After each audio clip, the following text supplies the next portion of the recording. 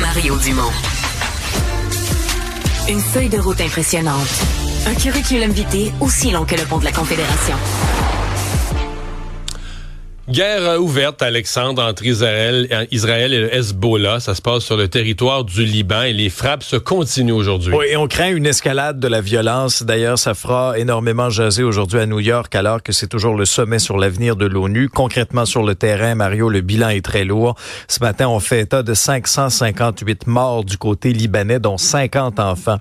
À la suite de cette offensive d'Israël sur le Liban, l'armée israélienne affirme de son côté que quand même, il y a eu réplique, entre autres, vers le territoire israélien. On parle d'une 50aine de projectiles, donc ça tire de part et d'autre. Et ça a des conséquences aussi sur tout ce qui est le transport aérien.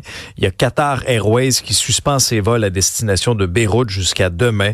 On affirme que la sécurité des passagers reste la priorité. On comprendra que dans ce contexte-là, on peut pas prendre de chance comme tel.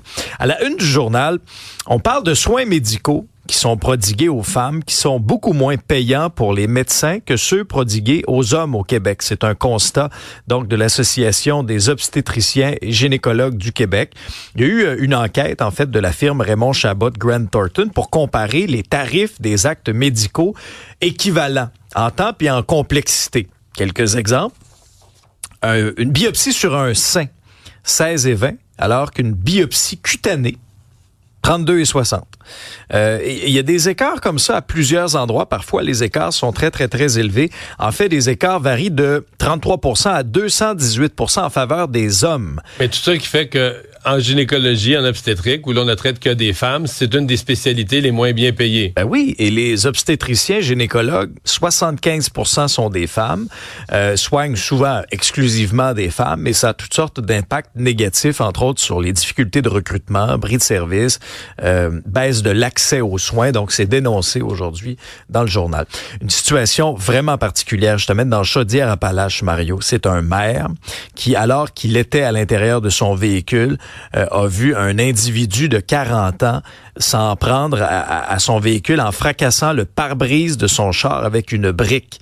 Le maire était à l'intérieur de son véhicule et là, il y a un citoyen qui est connu de l'administration municipale, nous dit-on, depuis 2017, qui a lancé une brique sur le pare-brise de son véhicule. La SQ a ouvert une enquête, mais là, ça a fait énormément réagir, entre autres, au cabinet de la ministre des Affaires municipales, André Laforêt, où on dit, oui, on est au courant du dossier, on est en contact avec le maire pour le soutenir, mais ça vient dans la foulée, Mario, de l'ambiance, le climat actuellement qui est malsain pour ce qui est dans plusieurs municipalités du Québec, que bien des élus ont dénoncé aussi.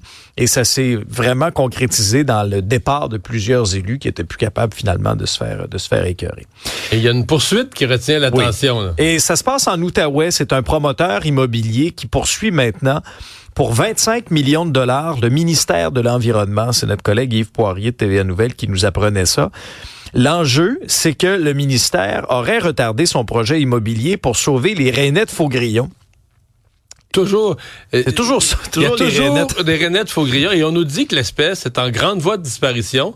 Mais n'importe où ce que tu creuses un salage, une rainette. Il y a une rainette, tu dis, mais il ne doit pas être si rare que ça s'il y en a partout, mais bon, et c'est ma réflexion. Et selon les prétentions du promoteur immobilier gatinois, Nader Dormani, ces rainettes-là ne seraient pas présentes là, sur le terrain. Donc lui dit, le ministère, ses fonctionnaires ont abusé de leur pouvoir pour retarder quand même pendant 2 ans la construction de tours à condos là, dans un contexte de au crise nom de la du protection logement. d'une espèce animale qui n'est pas présente sur le territoire. Ouais, et TVA Nouvelle a obtenu cette poursuite-là et aucune espèce faunique d'intérêt ou à statut comme la rainette faux-grillon de l'Ouest n'a été identifiée sur les terrains du promoteur et on a perdu quand même 2 ans de délai et tout le tralala. Et en terminant, un petit mot sport pour te parler, oui, de la belle victoire du Canadien 5-0 contre les Flyers de Philadelphie. On remet ça ce soir contre les Devils. Et résultat dans la NFL du football du lundi soir, les Bills de Buffalo ont renversé les Jaguars de Jacksonville 47-10, alors que les Commanders de Washington ont surpris les Bengals de Cincinnati, 38-33. Et Marie-Gabrielle, tu nous parles d'une ressource en santé mentale qui élargit son offre. Oui, c'est assez intéressant. Puis, c'est pas une ressource qui est si connue, Air ouverte. On a besoin de chiffres parfois pour comprendre, en tout cas, le succès d'une initiative.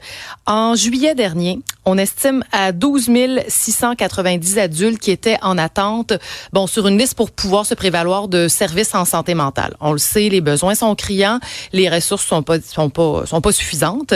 Chez les moins de 25 ans, la liste d'attente était de moins de 2500 personnes. On attribue en partie l'offre de services à cette initiative Air ouverte et une partie du succès, en tout cas chez les jeunes, chez Air ouverte, c'est le sans rendez-vous. Quand ça va pas, c'est rare qu'on le prévoit 3 semaines à l'avance. Alors, ce service-là est disponible au bout d'un clic. On peut prendre rendez-vous, sachez-le. Et c'est un premier guichet de service. Il y a là, oui, psychologue, psychothérapeute, mais aussi travailleur social, infirmier, infirmière.